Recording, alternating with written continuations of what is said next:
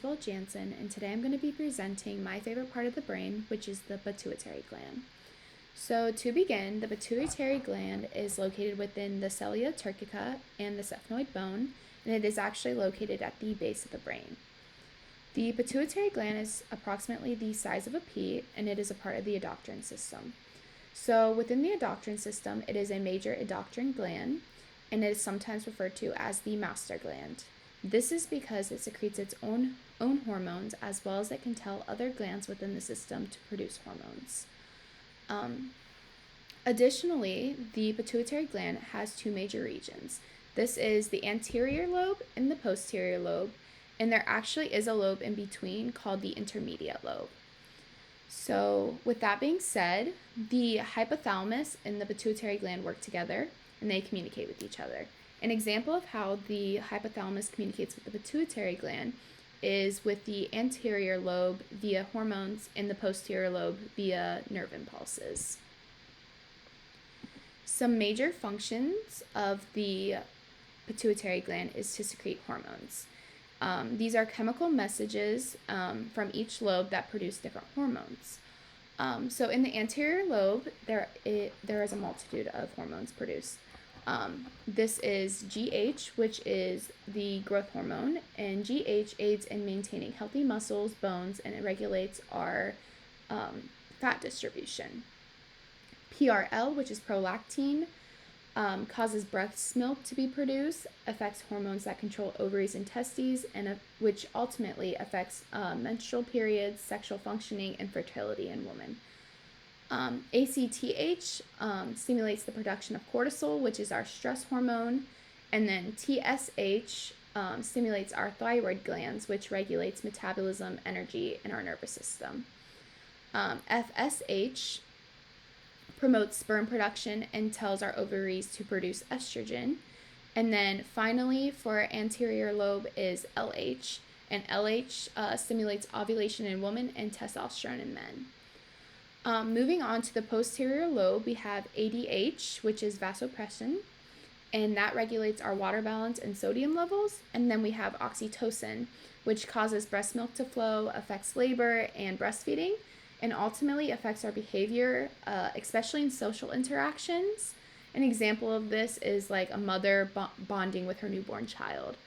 I wanted to go deeper into oxytocin by showing you guys a video. The video is kind of long, so I divided it into two separate clips. So I'm going to show you guys those. Here we go. Is the trust molecule, but is it the moral molecule?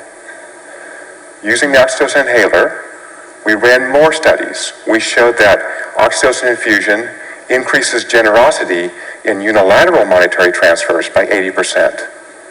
We showed it increases donations to charity by 50%. I've also investigated non-pharmacologic ways to raise oxytocin. These include massage, dancing, and praying. Yes, my mom was happy about that last one.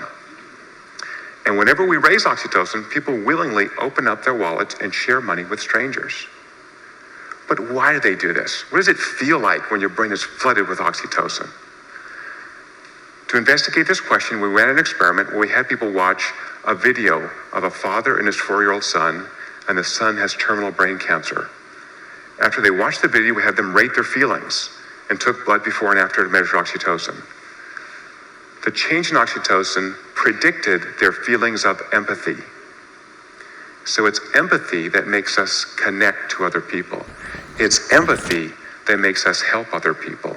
It's empathy that makes us moral.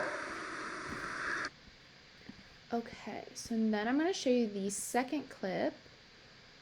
1 second. Here we go. Really holds in our daily lives.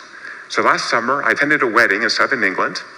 200 people in this beautiful Victorian mansion. I didn't know a single person. And I drove up in my rented Vauxhall, and I took out a centrifuge and dry ice and needles and tubes. And I took blood from the bride and the groom and the wedding party and the family and the friends before and immediately after the vows. And guess what? Weddings cause the release of oxytocin, but they do so in a very particular way. Who is the center of the wedding solar system? The bride. She had the biggest increase in oxytocin. Who loves the wedding almost as much as the bride? Her mother, that's right. Her mother was number 2. Then the groom's father, then the groom, then the family, then the friends, arrayed around the bride like planets around the sun. So I think it tells us that we've designed this ritual to connect us to this new couple. Connect us emotionally. Why? Because we need them to be successful at reproducing, to perpetuate the species. I also worried that my trust experiments with small amounts of money didn't really capture how often we actually trust our lives to strangers. So even though I have a fear of heights, I recently strapped myself to another human being and stepped out of an airplane at 12,000 feet. I took my blood before and after, and I had a huge spike in oxytocin. And there's so many ways we can connect to people. For example, through social media. Many people are tweeting right now. So we investigated the role of social media and found that using social media produces solid double-digit increases in oxytocin. So I ran this experiment recently for the Korean broadcasting system, and they had the reporters and their producers participate. And one of these guys, must have been 22, had a 150% spike in oxytocin. I mean, astounding. No one has this. So he was using social media in private. When I wrote my report to the Koreans, I said, look, I don't know what this guy was doing, but my guess was interacting with his mother or his girlfriend. They checked. He was interacting on his girlfriend's Facebook page. There you go. That's connection. Right? So there's tons of ways that we can connect to other people, and it seems to be universal. We're up to the highlands, very isolated tribes of subsistence farmers living as they have lived for millennia. There are 800 different languages in the highlands. These are the most primitive people in the world, and they indeed also release oxytocin.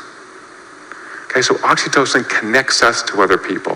Oxytocin makes us feel what other people feel, and it's so easy to cause people's brains to release oxytocin. Okay, so sorry about that glitch in the video, but I hope that was helpful. Again, it was a really long video. I definitely recommend watching it, the full video, on your own time. I will probably leave a link to it in the description.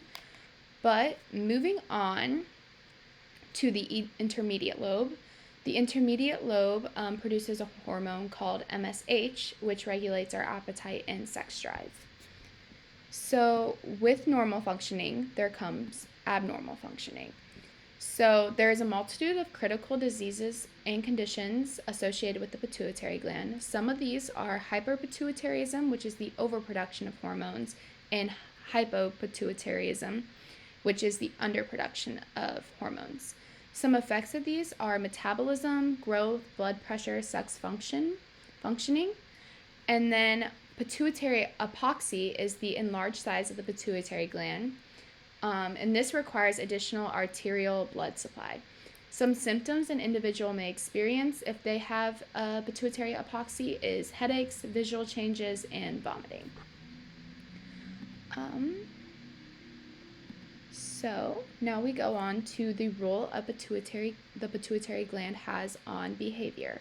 So the video that we just watched kind of went in depth with some of the functioning, but additional functioning consists of temperature regulation, food intake, thirst and water intake, sleep patterns, memory, personality changes, which actually can be related back to how people view themselves in a sense of